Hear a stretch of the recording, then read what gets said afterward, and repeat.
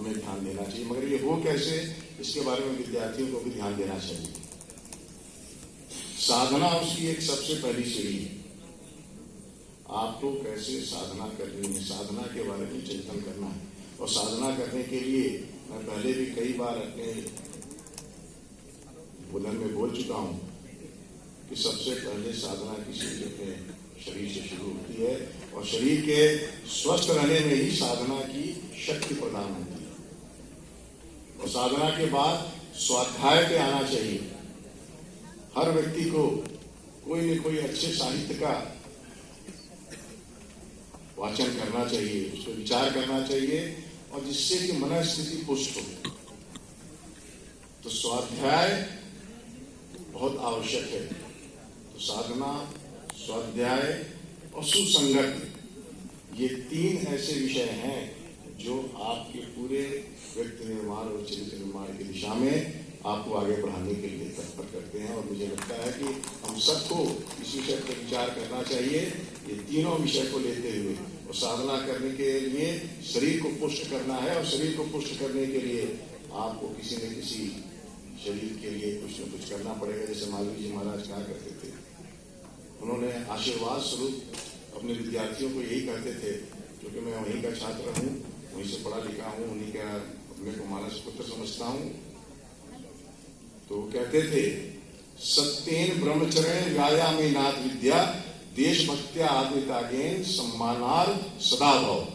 ये आशीर्वाद स्वरूप वो बोलते थे। और उसमें सबसे पहले सत्य का वाचन करना, ब्रह्मचर्य, व्यायाम और विद्या, ये सारे विषयों को हमारे विद्यार्थियों को अपने दिन में रखना चाहिए। और फिर देशभक्ति, सब में सबको मिला के ये सारा जो विद्या है ये कहाँ जाएगी, देशभक्ति को पुष्ट करने के लिए होनी चाहिए। और तब जब आप ऐसा करेंगे और त्याग का भाव होगा तो आप सदा सम्मान के योग्य बने रहेंगे। ये भाव है। मुझे लगता है कि इस विषय, यही भाव को लेके हम सबको आगे बढ़ना चाहिए। और विद्या के बारे में तो कहा भी गया है। विद्या के लिए तो मैं कई बार आप सबको बता भी चुका हूँ। विद्या को अगर ठीक ढंग से करेंगे तो विद्या ददाति विनयम विनयाति याति पात्रताम पात्रत्वात् धनम आपनोति धनात् धर्मम तथा सुखम। और दूसरा भी है विद्या का, ज्यादा पढ़ लिख लेते हैं, अगर अपने मनस्थिति पे कंट्रोल नहीं है, अपने मनस्थिति के ऊपर नियंत्रण नहीं है, तो वही विद्या किस तरह से होती है इसके बारे में भी चर्चा है। विद्या विवादाय धनम मादाय शक्ति परेशान पर पीड़नाय खलस। आज इस विश्वविद्यालय के स्थापना जब कन्वर्ट हुआ 1996 से और आज तक की जो यात्रा है उसमें बहुत से लोगों का सहयोग रहा है। बल्कि उसके पहले से ही मैं बताऊं, जो हमारे 60 वर्ष का जो कालखंड 1989 से 1996 तक का, उसमें भी हमारे बहुत से लोगों ने इसको अभिसिंचित किया है। इसको बाबा साहब के उद्देश्यों पर आगे बढ़ सके, इसके लिए उसमें अपने होम किया हुआ है, अपना सब कुछ लगाया है। और मुझे लगता है कि इसमें से कई ऐसे लोग हैं जिनको मैं, जिनके नाम को जानता हूँ। आर डी सोनकर साहब हैं, एक बाबूराम सहारा है, सभी जो समय के कर्मचारी थे, जो भी अध्यापक थे, सबको मैं हृदय से याद करता हूँ कि उनकी जो भी यहाँ पे आपने अपने योगदान दिया, आप सबके कारण ही आज हम सब यहाँ पे हैं। आप सबको बहुत साधुवाद, आप सबको बहुत बहुत प्रणाम और आदर।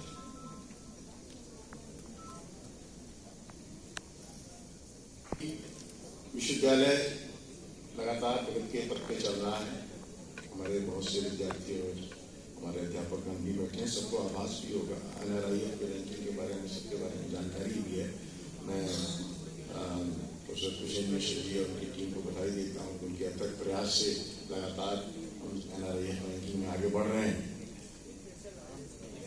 ऐसे ही बहुत से और आयाम हैं विश्वविद्यालय के जिनमें हम आगे बढ़ रहे हैं, जैसे इंक्यूबेशन और एंटरप्रेन्योरशिप, इसके क्षेत्र पर भी हम आगे बढ़ रहे हैं। उसमें भी हमारे 1 स्टार से 2 स्टार में हम पहुंच गए। इसी तरह से हमारे विद्यार्थियों भी इंक्यूबेशन और एंटरप्रेन्योरशिप में IIT कानपुर द्वारा सेलेक्ट किए गए। और ऐसे नहीं, बहुत से अवसरों पे भी हमारे विद्यार्थियों को सम्मान मिल रहा है। कई प्रतियोगिक परीक्षाओं में सेलेक्ट हो रहे हैं, JRF और नेट की परीक्षाओं में तो आ ही रहे हैं। कई और प्रतियोगिक परीक्षाओं में, जजेस में और अलग अलग डिफरेंट प्रतियोगिताओं में वो लगातार सफलता की सीढ़ियां चढ़ रहे हैं। ऐसे ही प्लेसमेंट की दृष्टि से भी हम लगातार इम्प्रूवमेंट कर रहे हैं। बच्चे कुछ न कुछ कंपनीज आ रही हैं लगातार। अभी हमको बताया गया कि काफ़ी कंपनीज आई हैं इन कैंपस इंटरव्यूज के लिए। अब ये है कि हम कितने उसमें अपने आप को सफलता प्राप्त कर सकते हैं, और इसके लिए भी हम सब एक रोड मैप तैयार करने की तरफ आगे बढ़ रहे हैं, जिसमें कि हमारे विद्यार्थी भी इतने शिक्षित हो सकें। हमारे दो विद्यार्थी अभी जो 26 जनवरी की परेड जो होती है, 26 जनवरी को जो हमारा कार्यक्रम होता है नई दिल्ली में, उसमें प्रधानमंत्री की गैलरी एक, उसमें 50 विद्यार्थियों को जगह मिलती है। उसमें से हमारे यहाँ के भी 2 विद्यार्थी उसके लिए सेलेक्ट हुए हैं। ये भी अपने आप में गौरव का विषय है। ऐसे ही है, अभी हमारे पास यहाँ पे जो भारतीय प्रवासी दिवस मनाया जा रहा है इंदौर में, वहाँ पे भी हमारी एक छात्रा को जाने का अवसर मिल रहा है जो सेलेक्ट हुई है। इसी तरह से बहुत से ऐसे विषय हैं जहाँ हम लगातार आगे बढ़ रहे हैं। अध्यापकों की रिसर्च की दृष्टि से स्टैनफोर्ड जो सुनील जी के इधर विश्वविद्यालय है, उसके जो एक लिस्ट निकलती है साइंटिस्ट की, उसमें भी हमारे यहाँ के 9 अध्यापक उस लिस्ट में शामिल हैं, जबकि बगल के विश्वविद्यालयों से कोई नहीं है। मुझे लगता है कि हमारे विश्वविद्यालय की रिकॉग्निशन इस दृष्टि से भी बहुत है कि उस लिस्ट में स्थान पाना भी अपने आप में एक गौरव का विषय है। मैं तो IIT BHU की तरफ से आता है, इसलिए मैं यहाँ नहीं, अगर मुझको भी गिने तो कम से कम 10 लोग हो जाए। तो इस दृष्टि से मुझे लगता है कि हम शोध की जो हमारी एक पहचान बन रही है वो भी एक उल्लेखनीय है, और हम सब उसमें आगे बढ़ेंगे। मुझे लगता है कि जो प्रोजेक्ट्स के माध्यम से नए नए प्रोजेक्ट्स मिल रहे हैं हमारे टीचर्स को, और टीचर्स जो अभी नहीं प्राप्त कर पाए हैं, मुझे लगता है कि उनको प्रयास करना चाहिए जिससे कि और भी प्रोजेक्ट्स मिले, जिससे कि विद्यार्थियों को शोध करने के लिए और सुविधाओं को हम यहाँ पर जुटा सकें। हमारे 2 डिपार्टमेंट DST डिपार्टमेंट्स बने, उनको अच्छी इंस्ट्रूमेंट्स को प्रोक्योर करने के लिए सुविधाएं मिली हैं।